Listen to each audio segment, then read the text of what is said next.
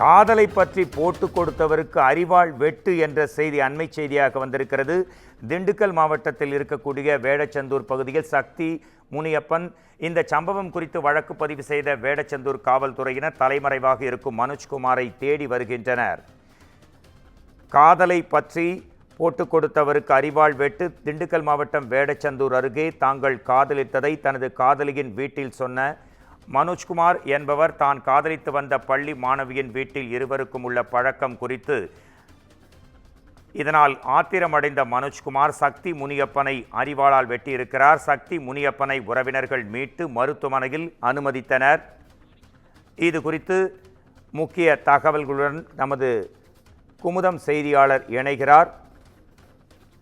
மாணிக்க பிரபு, தற்போது அண்மை செய்தி ஒன்று வந்திருக்கிறது. காதல் குறித்து குடும்பத்தினரிடம் போட்டு கொடுத்தவருக்கு அரிவாள் வெட்டு என்ற அதிர்ச்சி செய்தி வந்திருக்கிறது. இது குறித்த உங்கள் தகவல்களை தரலாம்.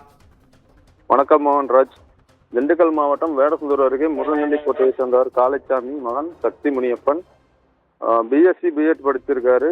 தனியார் ஐஸ் கம்பெனியில் வேலை பார்த்துக்கிட்டு இருக்காரு. எஸ்ஐ ஆக வேண்டும் என்ற கணவனுடன் தேர்வுக்காக படித்து கொண்டு தேர்வும் எழுதி வருகிறார்.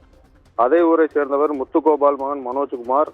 இவர் சென்னையில் ஆட்டோ டிரைவராக பணிபுரிந்து வருவதாக கூறப்படுகிறது. இந்நிலையில் மனோஜ்குமார் சக்தி முனியப்பன் குடியிருக்கும் பகுதியில் பள்ளி மாணவியை காதலித்து வந்துள்ளார். இதனை அறிந்த சக்தி முனியப்பன் பள்ளி மாணவிக்கும் மனோஜ்குமாருக்கும் இது தவறு, இவ்வாறு நடந்து கொள்ளக்கூடாது என்று அடிக்கடி தெரிவித்து வந்துள்ளார். ஒரு கட்டத்தில் பள்ளி மாணவியின் தந்தையிடம் சக்தி முனியப்பன் உங்களது மகள் இவ்வாறு தவறாக பாதையில் செல்வதாக கூறியதாக கூறப்படுகிறது. இதனால் பள்ளி மாணவியை பெற்றோர் கண்டித்துள்ளனர். பள்ளி மாணவி மனோஜ்குமாருக்கு தொலைபேசி மூலம் தொடர்பு கொண்டு சக்தி முனியப்பன் தனது தந்தையிடம் நமது காதலை பற்றி கூறியுள்ளார். இதனால் வீட்டில் பிரச்சனை ஏற்பட்டுள்ளது என கூறியுள்ளார்.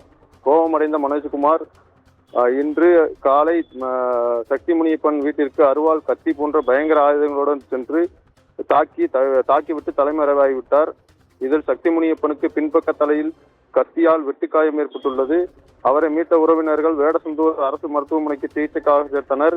மேலும் அங்கு மேல் சிகிச்சைக்காக வேடசந்தூரிலிருந்து 108 ஆம்புலன்ஸ் மூலம் திண்டுக்கல் அரசு மருத்துவமனைக்கு அனுப்பி வைத்தனர். இந்த சம்பவம் குறித்து வேடசந்தூர் போலீசார் தலைமறைவான மனோஜ்குமார் மீது வழக்கு பதிவு செய்து தேடி வருகின்றனர். மோகன்ராஜ். மாணிக்க பிரபு, உங்கள் தகவலுக்கு நன்றி.